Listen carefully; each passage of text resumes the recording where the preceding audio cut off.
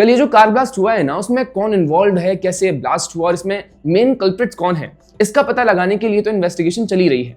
लेकिन गौर करने वाली बात यह थी कि इस ब्लास्ट के कुछ ही घंटों पहले हरियाणा के फरीदाबाद में जम्मू एंड कश्मीर और हरियाणा पुलिस के ज्वाइंट ऑपरेशन में 3000 किलोग्राम एक्सप्लोसिव रिकवर किए गए। पेशे से डॉक्टर अदिल राथर के घर से मिले इन एक्सप्लोसिव में 360 किलोग्राम अमोनियम नाइट्रेट था और अमोनियम नाइट्रेट बड़ी आसानी से बड़े धमाके करने में इस्तेमाल हो सकता है।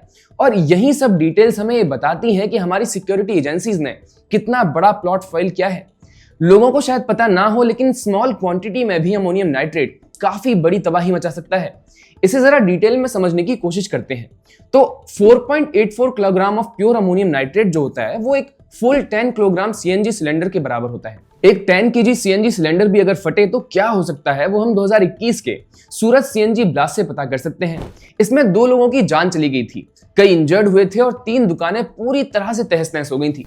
इसके अलावा 1 या 2 किलो अमोनियम नाइट्रेट को फ्यूल ऑयल या अमोनियम पाउडर के साथ मिला दिया जाए तो अच्छा खासा धमाका करने के लिए पर्याप्त एक्सप्लोसिव बन सकता है। लेकिन वेट, फरीदाबाद में जो पकड़ा गया अमोनियम नाइट्रेट है वो तो 360 किलोग्राम था ना, तो इसकी भी बात कर लेते हैं। 360 किलोग्राम अमोनियम नाइट्रेट लगभग 74 सीएनजी सिलेंडर्स की वॉट के बराबर होता है।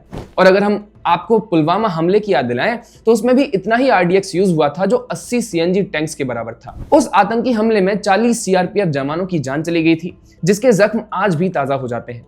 साफ है कि इतना अमोनियम नाइट्रेट था कि एक क्राउडेड जगह में काफी जाने ले सकता था, जिसे हमारी सुरक्षा एजेंसीज ने होने नहीं दिया। दोस्तों, एक आखिरी कंपैरिजन में करना चाहूंगा, क्योंकि 360 किलोग्राम उस 3000 किलोग्राम एक्सप्लोसिव में इंक्लूडेड था, जिसमें पोटेशियम नाइट्रेट और सल्फर भी शामिल थे। एक रेफरेंस के लिए मैं अगर आपको बता दूं कि 1993 में मुंबई के 13 अलग अलग लोकेशंस पर कोऑर्डिनेटेड ब्लास्ट हुए थे और इस पूरे आतंकी हमले में 250 से ज्यादा लोगों की डेथ हुई थी और 1400 से ज्यादा लोग घायल हुए थे। आपको ये जानकर हैरानी होगी कि इन डेवास्टेटिंग ब्लास्ट में 2100 किलोग्राम एक्सप्लोसिव का इस्तेमाल हुआ था।